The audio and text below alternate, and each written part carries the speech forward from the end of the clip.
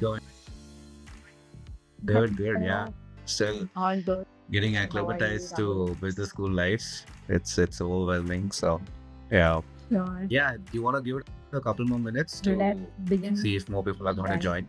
Sure. Yeah. Just a second. But So how's it going? I think down one deadlines all are good. soon, so I think a lot of people must be scrambling to get it done. Yeah, Okay. absolutely. We can start maybe if you have enough people. Okay. Yeah, sure.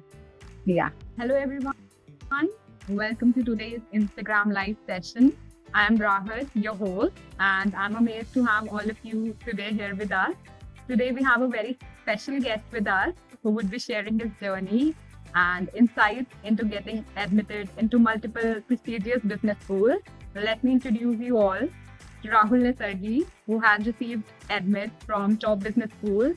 He scored an impressive 710 on the GMAT and also received a $60,000 scholarship from Rice University's Jones Graduate School of Business. Rahul, we will be diving into your experiences, the strategies you use, and what it really takes to secure a place in the top business school.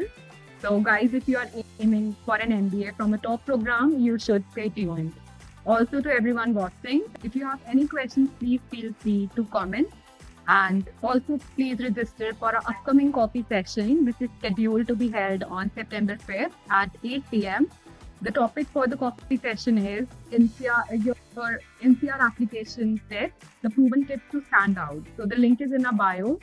And even if you write interested in the comment section below, we will be sharing the link over the DM with you. So let's start with the live questions. Then, Rahul, thank you so much for joining us today in this session. So we'll start with your journey. Could you please share a bit about your thank you so background, much. the admit, and the school you are Brief joining? background about me. So as you said, my name is Sargi. I'm from Bangalore in India. I have completed a undergraduate degree in mechanical engineering in 2018. And then since then, I've worked I'm essentially a second generation entrepreneur, which in simple terms means I come from a family business background. And currently, I am pursuing an MBA at UNC's Keenan Flagler Business School. Amazing. Could you please tell us about the moment you decided to pursue an MBA and then I think like I you wanted to apply to an MBA going forward. I just never had clarity as to when that moment would be. But I really put that effort and that decision to apply probably about 2 years back. It was exactly 2 years back, in fact, that I had made that decision to start the process. And I think the reason I always wanted to do an MBA was that I wanted to complement my technical degree with a management degree, because moving forward, I always knew I wanted to get into the business side of things. But again, if you do it a little too soon, you might not get everything out of this MBA. So I wanted to make sure have the right amount of experience to be able to relate what they teach in class and to be able to build on it. So I guess 2 years ago was that defining moment in my head where I thought, okay, it's time to get started. And yeah, it's not been a straightforward or linear journey, but it's been worth it. That's amazing, Rahul. Also, we have seen many students struggle with balancing their preparation for the application, their GMAT, alongside with their full-time job. So how did you manage your time and what you would be Yeah, giving to the it's a applicant? bit of a challenge. I feel time management skills is something that'll come really handy when you start business school. And I'm seeing that right now. There's so much thrown at you from all directions. So if you can manage your time beforehand through the application process, you will already have a head start on how to do it when you get to business school eventually. Because getting that admission is just step one. There's so much more to go. But yeah, it's never easy. I understand people are working. You need to fit in study schedules for GMAT or GRE. You need to, speak with recommenders, keep them on board for this journey. You need to get your application started, build on your star stories for interviews. So there's a lot going on, right?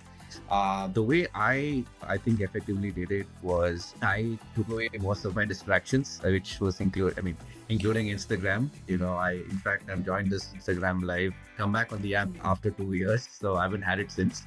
And a lot of my time used to go away when I used to enter the app and just keep scrolling. So that would never come to a stop. And once I got rid of that, I also dedicated the weekends to prepping more, because obviously you have more hours to spend there. And yeah, so I just guess, in in terms of managing your time, it's also about prioritizing. So if you're really serious about business school or pursuing an MBA anywhere in the world, it's a top degree, and there are a lot of smart people fighting for that spot. So if you can prioritize your time, I mean, everybody wants to go out, have fun, socialize, and everything. I get that. You need to, have a stress buster once in a while. But if you can sacrifice that for like a good period of time where you're able to focus and give more time for your application journey, then I think you'll reap the benefits, in a few years when you complete your MBA, get that job, and you see yourself climbing the ladder much faster. That's what it is. Completely agree, Rahul. I completely agree with your advice, and I'm sure applicants will look up to this advice. Also, your scholarship from Rice to us is literally amazing. Could you please tell us more about it, how you secured it, and what advice would you like to give to applicants who are seeking scholarship? Yeah, scholarship again is something, it depends on the school. Some schools fairly generous, and some schools I think are a little bit more tough when it comes to handing out scholarships. And there is no straight answer to this. Everybody knows admissions is sort of like a black box. But for me, I think particularly for Rice, if I were to say why it worked, was that I didn't know anything different. So it's a merit scholarship. Everybody's considered for it. I think what really helped me get that scholarship was that I come from a sort of energy background, and Rice also is known for its energy placements. So, when you portray it in a way that appeals to the admissions team on your applications, and they know that you're a strong candidate who can probably get, a job post their degree, they obviously want to have you. And I think that appealed to them. But again, I didn't get scholarships from all the schools like UNC. It just depends, because I feel like as an Indian male in India, you're also in this overrepresented pool. So the defining stat I think that can push you up the ladder for scholarship is definitely your GMAT score. I have a 710, which is not the best, but I don't think my score will be enough for a majority of the schools to get a scholarship. So that would be number one, your GMAT or GRE score. Higher the better. Secondly, I would say earlier the better in terms of applying. Round 1 deadline is almost approaching. I think a couple of schools have early action as well. So if you can apply earlier, they have the entire scholarship money to be awarded to the next, class of 27 available. So, they're more open to take risks on you. But as more and more of the money gets used up from round 1 to round 2, I think they start getting more picky as to who they offer scholarships to. So that's, I think, my top 2 reasons as to how you can apply and get a merit scholarship. But there is also scope to explore some other scholarships that are school specific, where you may need to write a separate essay or something like that. And if you find the time to do it very well, a lot of people are crunched for time. So a lot of them don't even attempt it. So if you can manage your time well and write these essays, that convinces the committee that's giving out the scholarship, you can get additional scholarships as well. That's really insightful. Also, Rahul, we are really glad that you chose MBA and beyond during your MBA application journey. And we would really like to know your experience with our services. How did our team support you throughout the process? And what impact did it have on your application? Yeah, so as I said, also with the first. Ideally, you'd want to be 1 year into this journey. And I said I was 2 years into this journey, because the first year I did not taste a lot of success. I applied to 11 schools. I got 1 interview invite and I got dinged by all of them. It wasn't the best feeling. But, I had to pick myself up, and then I realized a lot of the errors that I made was just rushing into the process and not giving enough time. So I think the best decision was, to start early. And that's where I think MBNB stands out when it comes to other admissions consultants, because you don't have a cap on the number of hours. So I could thoroughly, brainstorm like my stories, what kind of aspects of my application do I want to put in the forefront, and, put that spotlight on. And because I started so early, I could get a lot of, time to fine tune these things. In fact, even the resume that we worked so hard on, we come here, we get it to the school format, and I'm still fine tuning it. So there's always scope for improvement. So yeah, having said that, I think MBA and Beyond stands out because, they offer much more than just crafting your essay or, your resume and stuff. They help you choose your recommenders.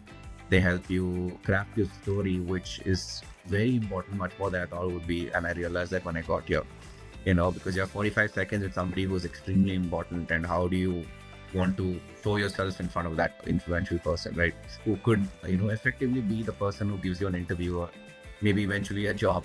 So It definitely helps in that sense. And they also have, MBNB also has a very user-friendly portal that I think helped me organize my thoughts, and going through that process, collecting instances from your life that could be of help, looking at maybe successful students essays that they have good library of them and everything. That I think was the pushing factor. And also it was not marketed very heavily to my face, which I think made me draw to them, because when I asked for similar success stories, they said it's not a very easy profile and we don't have much.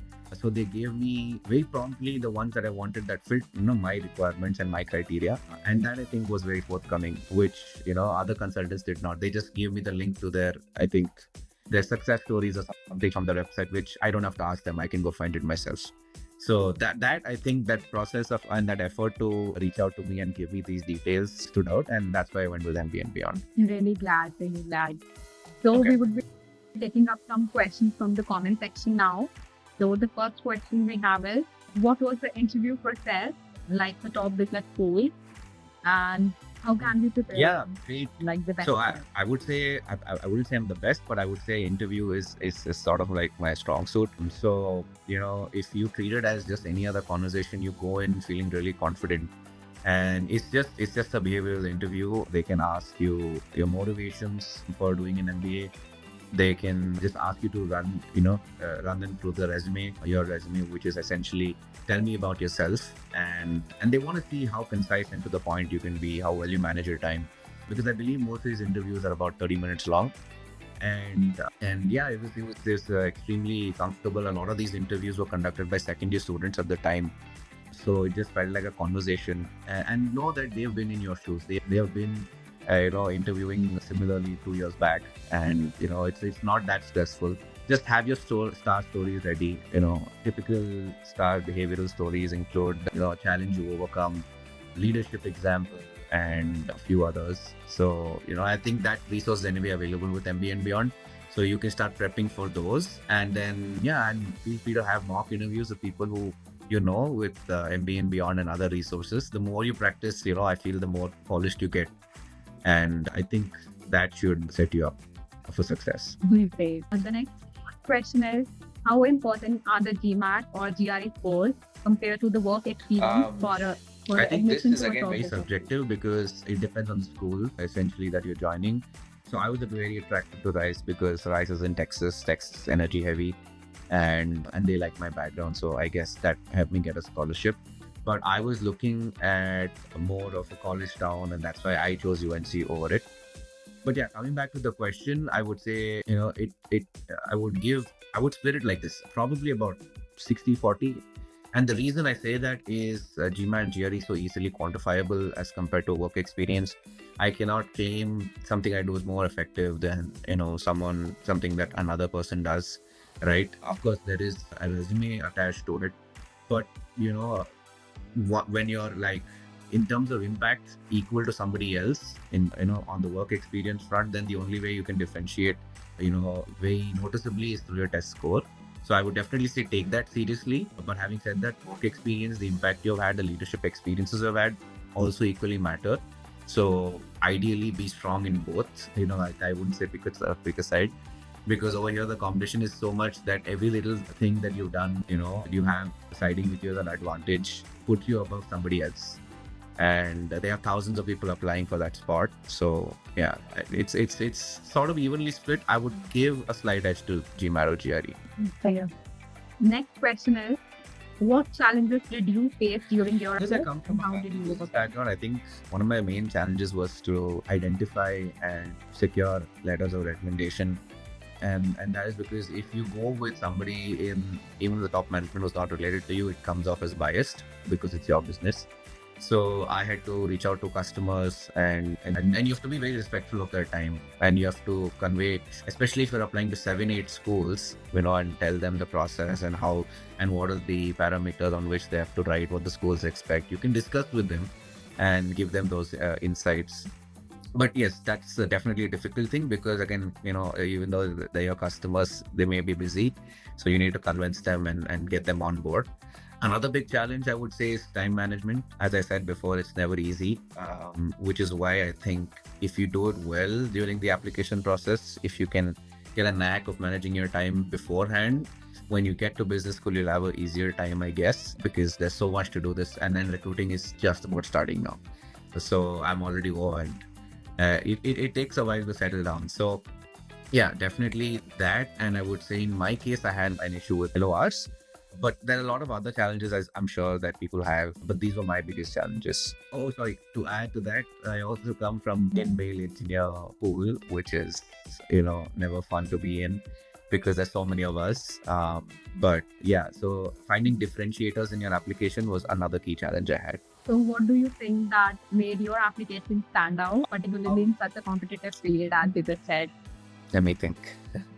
I don't know. I try to, so I have a good amount of volunteering experiences that I also mentioned in some of my essays, which shows that you have something going on outside of work. And at the same time, even though I fall in that bucket, I think the only differentiator was that I have some sort of entrepreneurial experience coming from a family business background. So I use that to my strengths, and I told them how it's helped me effectively beyond technical skills develop some soft skills as well, because it was a very people facing role. And I try to tie that into a transferable skill that can move on to any job that you're seeking. At the same time, I think the biggest way you can differentiate yourself is by talking to students. Like I gained so many insights by reaching out to people on LinkedIn, cold texts, cold emails, whatever. And not everybody responds, which is okay. They're all very busy. But some people do respond, and they, I think, give you some great insights about what the school looks for, what the culture is like. And if you are able to resonate even to some extent about that in your essays, other aspects of your application, I think you're able to get through the admission, and tell them that, hey, look, I am a good fit and you can take a chance on me. So I think that would be one way to go about it. Definitely do a lot of discussion with current students or alums, and get their insights on what the school is like and what they look for, because that differs from school to school. Amazing. So the next question is, what are the key components that top business schools look Sorry, can you for repeat that? in a successful MBA application? Yeah, what are the key components that top business schools look for a yeah, I successful think, MBA application? They don't really favor one or the other, so it's a combination of all. I think what they look for is somebody who is extremely well-rounded. As I said, if you just have the GMAT score to show for it, but lackluster experiences or a pretty one-dimensional experience, you're obviously losing out on coming across as well-rounded. So I would say have a balance of each. If you can show how you've been involved in a couple of activities, maybe at your undergrad, and then you've shown initiation with, let's say, an NGO that you work for, you've done a self-driven initiative, like you maybe help animals on the weekend or something. So it's about being well-rounded, and definitely focus on taking initiatives at work. If you're not applying in the near future, take leadership responsibilities at work if you get the chance. Don't let that go. And definitely work hard on the GMAT and GRE. It's a differentiator, because it's the financial aspect of pursuing an MBA is very big, and you need to focus on how you would fund it also, because a lot of people get admits and then they scratch their heads, right, on how do I fund it or how do I finance it. So if you have a good score and the school is generous, you can get a good amount of that through scholarship. Yeah, I don't have much else to add. I think I covered a lot of that in the previous answers also. So So the next question is, what would you say is the biggest sorry. lesson you learned from the entire MBA application process? What would you say is the biggest lesson from the entire MBA application one is process? time management, because having to balance work responsibilities with studying GMAT and with the application process and the deadlines that they entail was definitely one of my biggest lessons. And I also, I think, got more perseverance through this journey, because I didn't taste success the first time around when I applied in year one, and I saw a few others, like my friends, get success, and I spoke to them, and a lot of them are very supportive in my journey. And I think just pulling myself out of that hole, and feeling slightly depressed with the results was definitely something that made me stronger, and I could pick myself up and apply again. So it's definitely shaped me to take on more challenges, be more resilient, and if you face a setback, I handle them more maturely now, which like my biggest takeaways. Amazing, Rahul. Thank you so much for sharing your incredible journey and valuable insights with us. That would surely help future applicants who are looking up for applying for MBA in top grade schools. It's been so inspiring to hear about your experiences and the strategies you shared and you used gaining success in your MBA application. Your story is a great example and it would surely inspire others as well. Also, to everyone watching, if you found this session helpful and to learn more about the MBA application process, don't forget to register for our upcoming coffee session, which is scheduled to be held on September 5th at 8 p.m. We will be discussing AC or NCR proven tips to stand out, and the registration link is in our bio. Thank you all for tuning in, and we look forward to seeing you all in our next event. Bye. Have a good day, everyone. Thank you for joining.